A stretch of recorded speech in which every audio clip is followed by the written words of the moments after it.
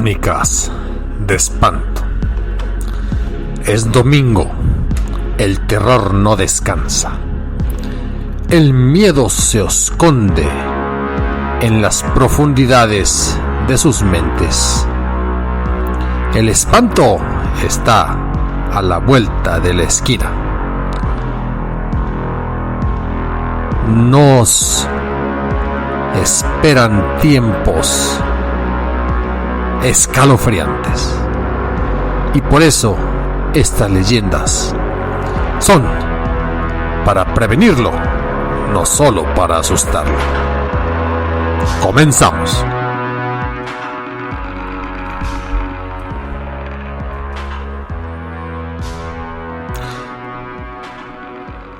Hace muchos años que ya no se utilizan los exorcismos como parte natural, hasta frecuente, de los rituales cristianos o católicos.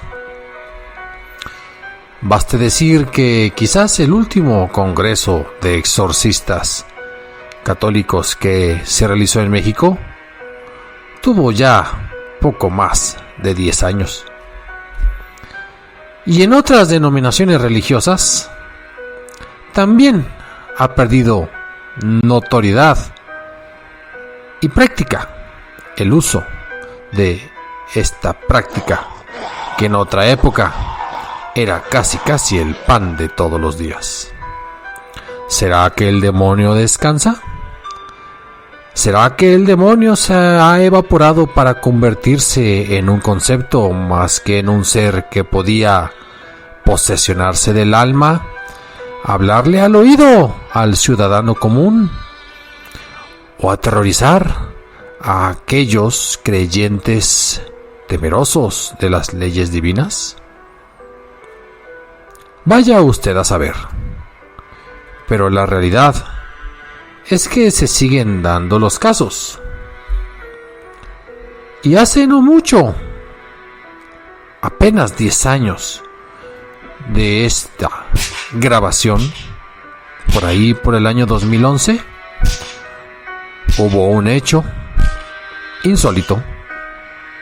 Y es que en el norte del país, en el estado bonito y extremoso de Coahuila, tierra de la sierra y del desierto, de las lagunas secas y las maquiladoras, de la industria automotriz y de los dinosaurios, deberíamos de reconocer que sí, estamos cumpliendo una década de un exorcismo que cobró una fama completamente inusitada. Y a eso nos referiremos el día de hoy. Pero vayamos por partes. Y esta es la historia de Enrique. Enrique, niño de 12 años.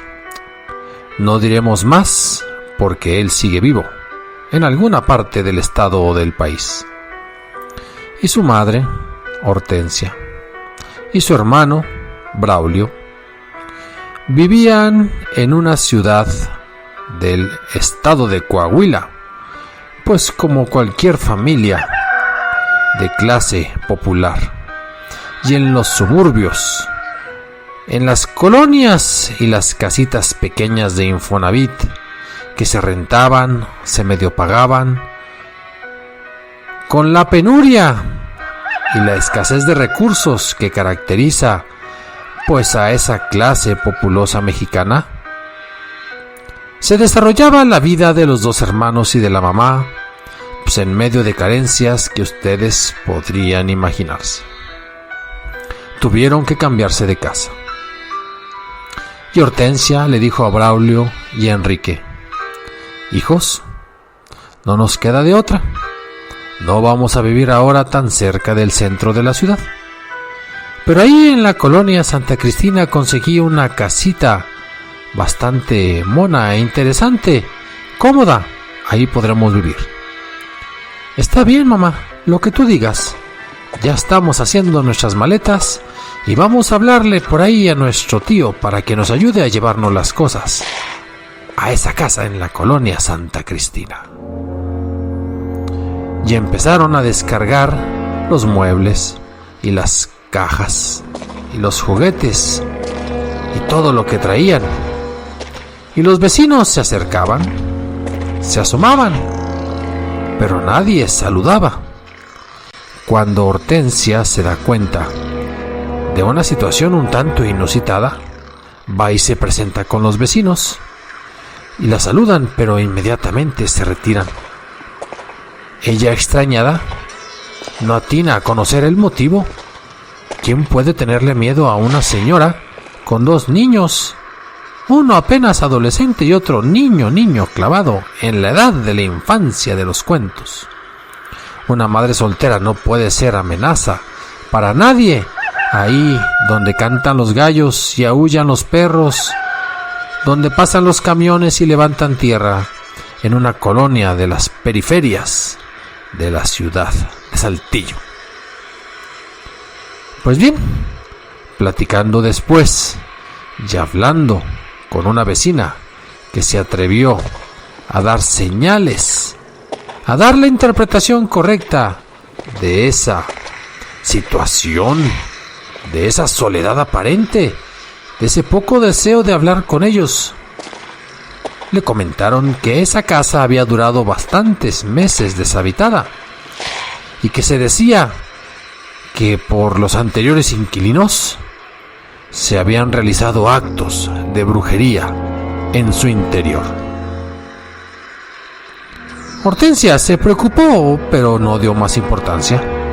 Se dedicó a limpiar la casa, se dedicó a sacudir fuertemente, se dedicó a trapear tan duro como pudo, a tallar y tallar, a golpear y golpear, a quitar todo atisbo de mugre, de sarro, para que la casa fuera una digna morada, tanto para Braulio como para Enrique el Mayor. Y pasaban los días y había ciertas circunstancias que efectivamente eran extrañas, por no decirlo de miedo. Y algún día llega corriendo Enrique y le dice: mamá, fíjate que escuché cómo estaban rasgando las ventanas. Ay, mijo, pues debe de ser un gato. Ya ves que aquí abundan los animales que andan por todas las calles y a veces se meten a las casas de los demás. Pero después, a los 2 días, llegan corriendo Braulio y también Enrique. Mamá, ayúdanos. ¿Qué pasa, hijos? Díganme, ¿qué ocurre? Aquí estoy yo. No nos vas a creer, pero nos pareció escuchar a una mujer de negro que se reía. Y cuando se reía nos enseñaba su dentadura y estaba chimuela. ¿Seguros? ¿No estaban viendo visiones? ¿No es algo que en la tele les provocó pesadillas? No, mamá. Una mujer de negro toda chimuela se nos está apareciendo. Y pronto el comportamiento del mayor de ellos comenzó a ser errático.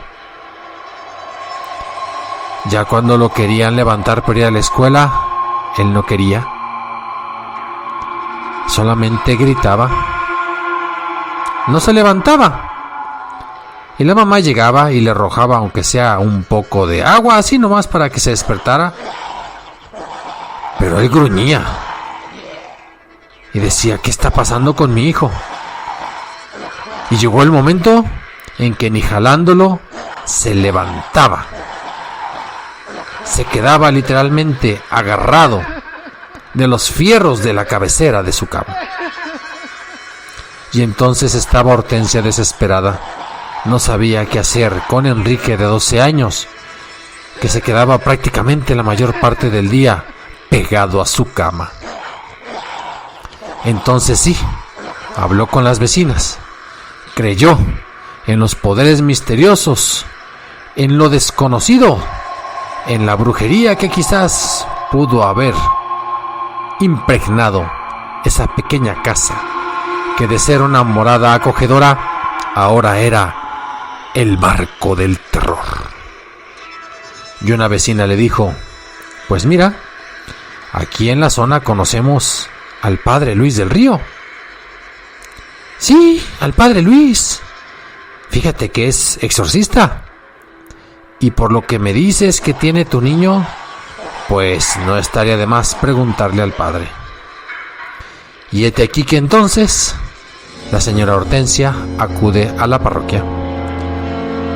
Solicita entrevista con el padre Luis del Río. Ah, ¿usted quiere una entrevista con el padre Luis? Sí, así es. No una confesión, no una asistencia espiritual. No. Entonces, ¿es para bendecir una casa o para exorcizar a alguna persona? Ah, qué pena, no quería comentarlo así de pronto, pero esa es la realidad. Pásele usted. Y se abría la puerta y se entrevistó con el padre Luis. Y entre la narración y la preocupación, la empatía del padre Luis para con la señora Hortensia, madre soltera, y para sus hijos, se hizo evidente. Muy bien, voy a acudir el próximo sábado. No, el sábado no, padre, tengo que lavar ropa. Ok, voy a acudir después de misa de 7, ahí a la casa. Al cabo dice que su niño ni siquiera quiere levantarse para la escuela.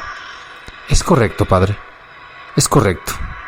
Es un comportamiento preocupante, y los gruñidos y los gritos, y a veces agarra la cruz y la avienta, y yo la tengo que volver a poner encima de la cabecera y en la cama donde duerme Enriquito. Muy bien, no se diga más. Próximo lunes, yo llegaré ahí, terminando la misa de 7, cargaré con todo lo que necesito para analizar a su niño, para acompañarlo, para hablar con él, y si es el caso, realizar el exorcismo. Y pasó el fin de semana. Y mientras se repetía el comportamiento errático de Enrique, y mientras Braulio sufría por las visiones de la mujer que reía con su dentadura chimuela, y mientras Hortensia lavaba ajeno y sufría en silencio y trataba de presentar una imagen de seguridad y apoyo para sus dos pequeñines, llegó el día fatídico. Y efectivamente, el lunes temprano, Braulio se levantó, pero Enrique no lo hacía. Enrique se había quedado vestido, igual que el día anterior, donde deambuló por la casa un poco y sí comió, y decía cosas y después solamente incoherencias. Y ahí teníamos a Enrique en su cama individual, con su cabecera de fierros metálicos de tubería pintada de café, con una cruz encima de la cama pegada en la pared, con una ventana por la cual se escuchaba el canto de los gallos y por la cual decía Braulio y Enrique que se asomaba esa señora de negro con su sonrisa chimuela, hasta que llegó, antes de las 8, el padre Luis. Tocó la puerta. Abrió Hortensia. Pasó Luis. Braulio se quedó en la salita, en el incipiente espacio para alejarse de lo que iba a ocurrir. Y la vecina, aquella vecina que le aconsejó al padre Luis, que era conocida del sacerdote, acompañó a Hortensia y a Enrique en el exorcismo.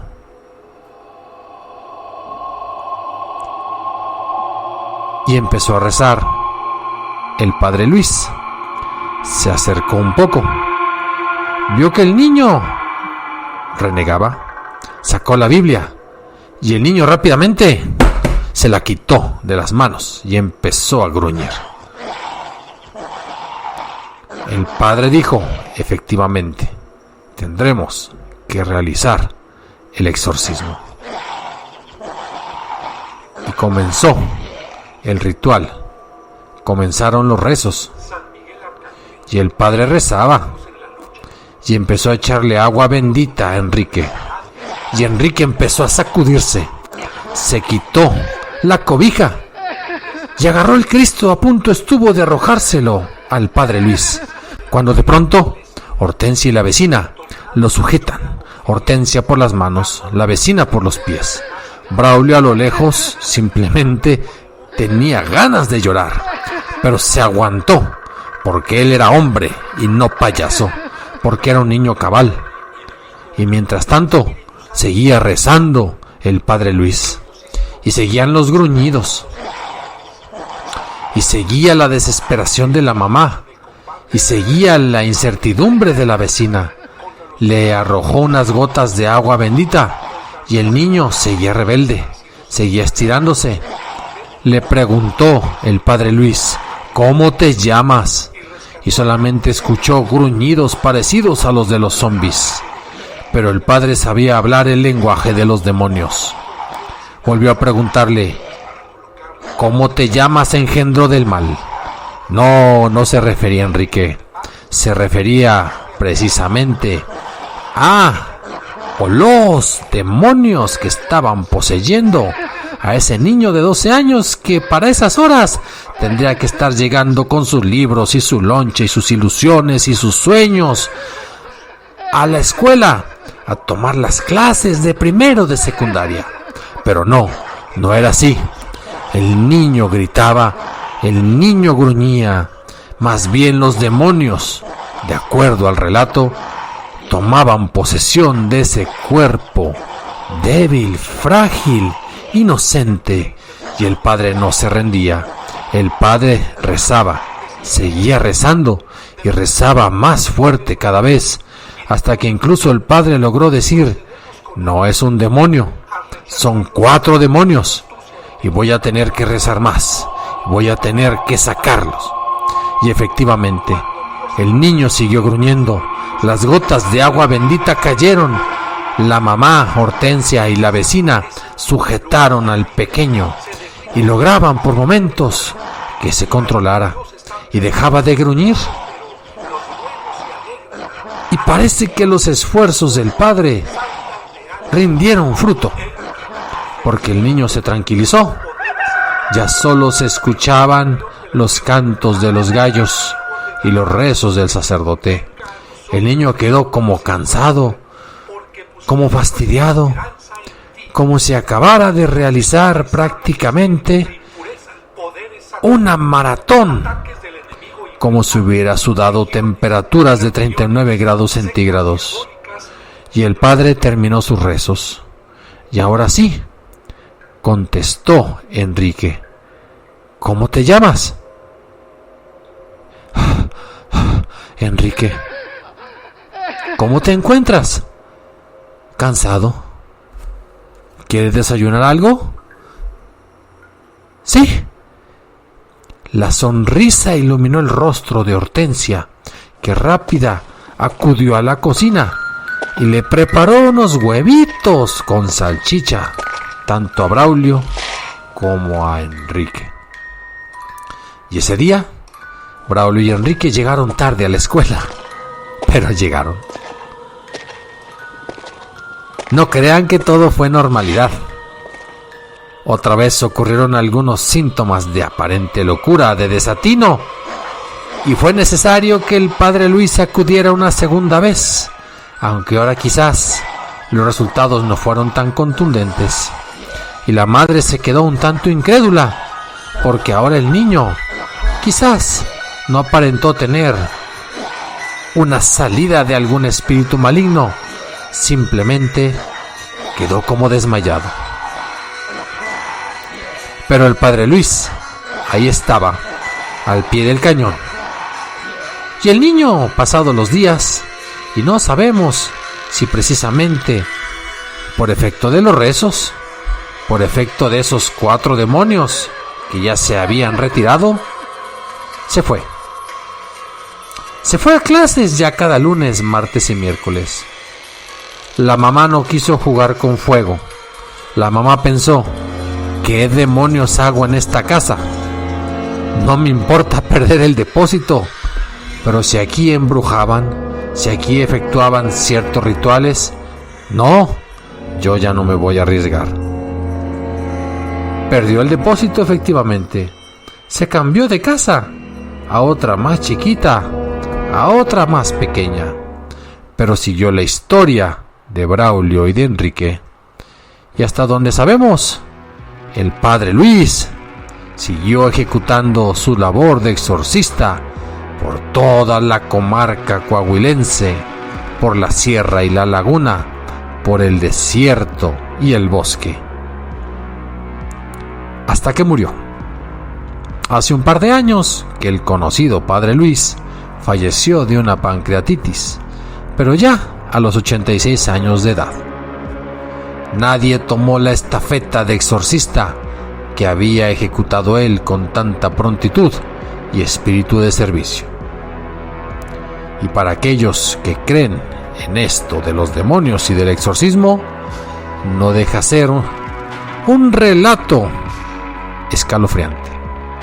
Para los demás, parece ser una anécdota de la cultura popular, de las creencias y las ideas de nuestra clase popular mexicana.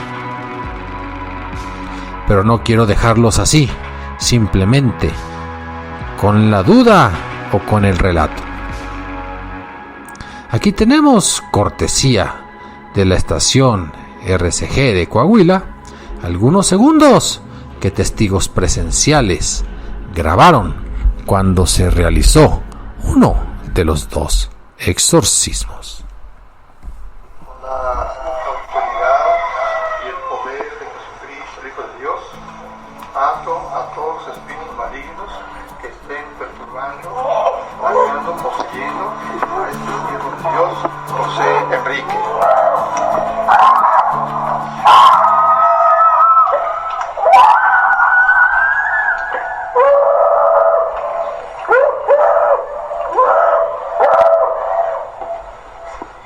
¿Cómo te llamas? En el nombre de Jesucristo, el Hijo de Dios, contesta. ¿Cómo te llamas? Como ven ustedes, escalofriante, ¿no les parece? Así es, terrible. Escúchenos, crónicasdeespanto0@gmail.com para que escriban, comenten. Y ya saben, cada domingo en la tarde tenemos estos relatos de terror, de misterio, estas historias mexicanas, para hoy y para siempre. Hasta la próxima.